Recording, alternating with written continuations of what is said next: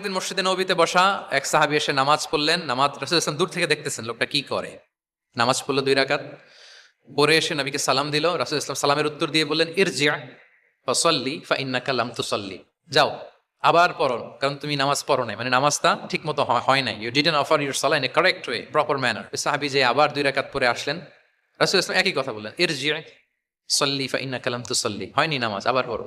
আবার পরে আসলেন, আবারও একই কথা। এখন 3 বার পড়ার পরেও যখন হয় না, বেচারা ভাবলেন আবার যে বললে তো একই হবে, আমি তো এটাই জানি। তিনি বললেন, মা উহসিনু গায়রাহ, ইয়া রাসূল এর চেয়ে ভালো আমি আর পারি না, ফাআল্লিমনি ইয়া রাসূলুল্লাহ, হে নবী আমাকে একটু শিখিয়ে দেন কিভাবে পড়ব।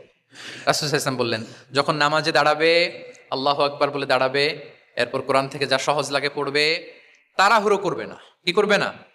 সবাই বলেন, কি করবে না? নামাজে কোনো তাড়াহুড়ো নাই, no rushing in salah, no hastiness in salah. নামাজে আমরা খুব তাড়াহুড়ো করি, এটা নামাজের যে প্রাণ, সালাতের প্রাণকে, রূহকে নষ্ট করে দেয়।